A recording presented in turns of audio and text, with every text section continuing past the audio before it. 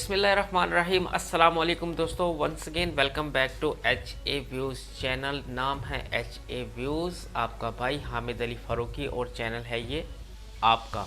दोस्तों, आज का जो टॉपिक है वो भी दिनेश के बोहरा जी का एक वीडियो है और उसमें सम टाइम ऐसा हो जाता है कि अगर इंडिया बांग्लादेश की बात की जाए तो उसमें कुछ लीडर्स ऐसे हैं जो कि इस तरह के बयान देते हैं, मुखालिफाना कह लें, एंटी नेशंस बयान होते हैं। और ऐसा नहीं करना चाहिए। ऑलवेज बी पॉजिटिव और हमेशा अच्छा सोचना चाहिए है। चल के देखते हैं आज के इस वीडियो में कि दिनेश के बोरा जी इसको अपनी नज़र से कैसे देखते हैं और इसके बाद हमें इस वीडियो से समझने का, सीखने का क्या मौका मिलता है। दोस्तों, तो बने रहिएगा एच ए व्यूज़ चैनल के साथ। शुरू करते हैं आज का वीडियो। लेकिन दोस्तों, आपसे गुजारिश है कि अगर अभी तक आपने एच ए व्यूज़ चैनल को सब्सक्राइब नहीं किया तो please don't forget to subscribe H A views channel and hit the bell icon, ताकि आपको आने वाले हर वीडियो का नोटिफिकेशन सबसे पहले मिल सके। तो लेट्स स्टार्ट टुडे वीडियो और सुनते हैं आज की ये वाली बात। Let's start.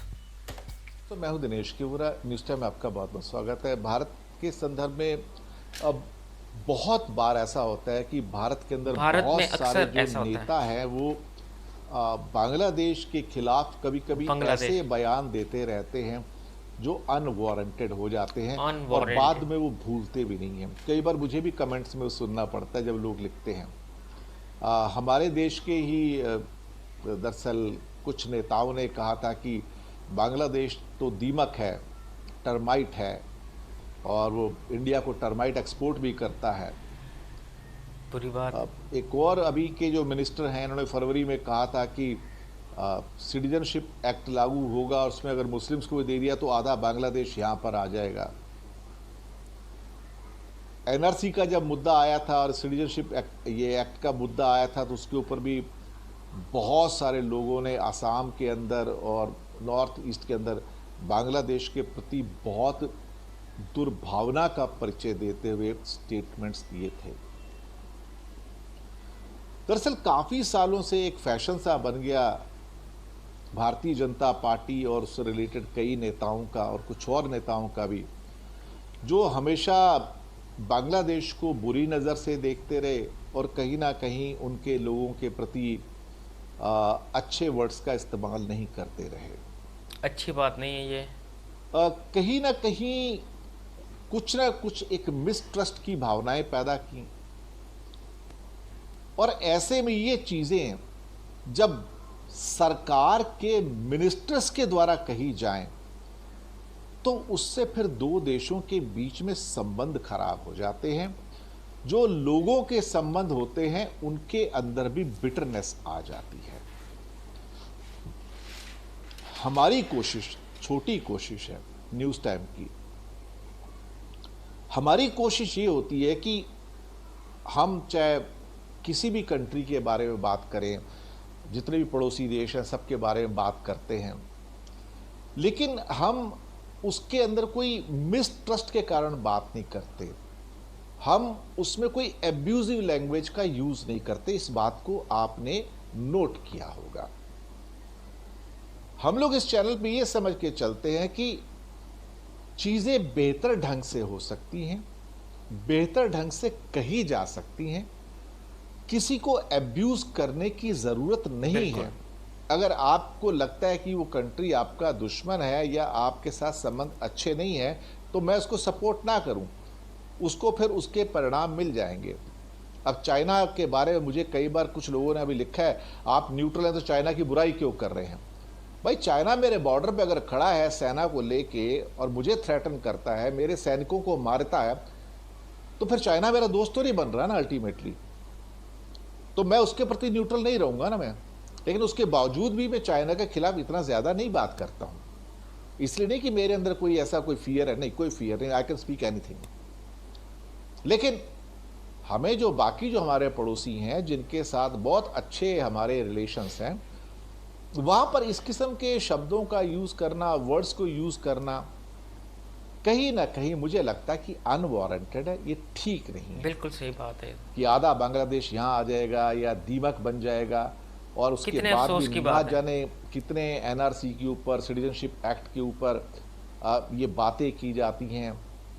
मुझे लगता है कि इन बातों का वक्त खत्म हो गया है।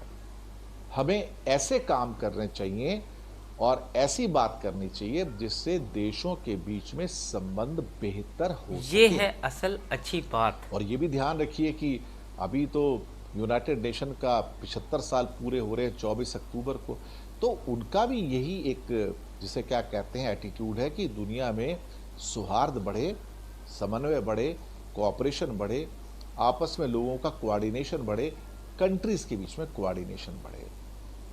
हो नहीं पाता है ज़्यादा करके, लेकिन ऑब्जेक्टिव तो नोबल होना चाहिए ना। तो मैं समझता हूँ कि ये इस किस्म के जो चीज़ें जो कही जा रही हैं, कई बार कही जाती हैं, ये दोनों देशों के लिए अच्छी नहीं है।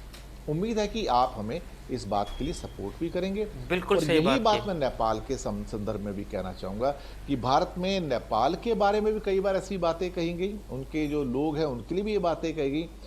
कभी कभी नेपाल से भी निकल के भी कुछ ऐसे स्वर आए हैं, ऐसे वर्ड्स आए हैं, ऐसे कमेंट्स आए हैं जो शायद अनवारंटेड थे। तो हमें कोई काम ऐसा नहीं करना है जिससे कि दो देशों के बीच में संबंध खराब हो, आपस में सौहार्द खराब हो, जो हार्मनी है वो खराब हो। तो हमें वो करना चाहिए जिससे हमारी हार्मनी बनी रहे, लव एंड अफेक्शन बना रहे, अंडरस्टैंडिंग एंड रिस्पेक्ट बनी रहे। बिल्कुल। शुक्रिया आपका हमारे साथ बने रहने के लिए। सब्सक्राइब जरूर कीजिएगा, चैनल है आपका। ये था दोस्तों आज का वीडियो। दोस्तों इस वीडियो को देखने के बाद एक दो चीज़ें, ओनली टू थिंग्स जहन में आती हैं। एनालाइज करना है बीइंग ए पॉजिटिव पर्सन। दोस्तों जो पब्लिक होती है ना, जो आवाम होती है, वो आपस में मिलना चाहते हैं। वही बात होगी, हमें कोई भी ऐसा काम नहीं करना, किसी भी कीमत पर नहीं करना जिससे किसी की दिल आज़ारी हो या किसी को दुख पहुँचे। देखिए, आम पब्लिक जब कोई एनीवन एक्स वाई जेड ये बात करता है तब तो वो एक बहुत से छोटे से लेवल पर रहती है। जब ऑफिशियल लेवल पर बात होती है, फॉर एग्जांपल लीडर, चाहे वो पॉलिटिकल लीडर, ज़्यादातर जो है मैं उनकी बात करना चाहूँगा, जब वो इस तरह की स्टेटमेंट देंगे कि स्पेशली चूँकि हम बांग्लादेश की बात करते हैं, बांग्लादेश को एक्सप्लोर करते हैं, बांग्लादेश हमारा ब्रदर इस्लामी मुल्क है, और बांग्लादेश के बारे में कहना कि ये दीमक है, ये इस तरह की बातें हैं, तो ये एक ऐसी जो स्टेटमेंट्स हैं, इनसे मुल्की मैटर्स ख़राब होते हैं, इनसे अवॉइड करना चाहिए है। फ़र्ज़ करें अगर किसी भी पॉलिटिशियन ने अगर ऐसा कह भी दिया तो उसको अवॉइड करना चाहिए इस तरह की स्टेटमेंट से, क्योंकि इसका बराह रास्त दो स्टेट के रिलेशनशिप के ऊपर असर पड़ता है। दोस्तों यहाँ पर मैं आपको एक हमारे बुज़ुर्ग सूफ़ी शायर हैं उनका एक बात कहना चाहूँगा। उसका वैसे तो वो पंजाबी में है, लेकिन मैं आपको उर्दू में बता दूँ। वो कहते हैं कि आपको दुनिया में ऐसा रहन सहन रखना चाहिए कि जब आप हों तो लोग आपको देख के खुश हों, और जब आप नहीं हों तो आपकी कमी को महसूस किया जाए। दोस्तों मैंने ऑनलाइन जितना भी अभी तक काम किया है, ऑनलाइन में मैंने यही चीज़ देखी है कि दुनिया आपस में मिलकर बैठकर बात करना चाहती है, लोग आपस में प्यार मोहब्बत के साथ रहना चाहते हैं। लेकिन सम टाइम सम लीडर्स, जैसे इंडियन लीडर, वो बता रहे हैं कुछ इंडियन लीडर अक्सर बांग्लादेश के ख़िलाफ़ वो कहते रहते हैं, उनको ऐसा बिल्कुल नहीं कहना चाहिए। बांग्लादेश ज़ाहिर है एक स्टेट है, एक सॉलिड स्टेट है, ना सिर्फ स्टेट है, आप देखिए उसका रिकॉर्ड आपके सामने है।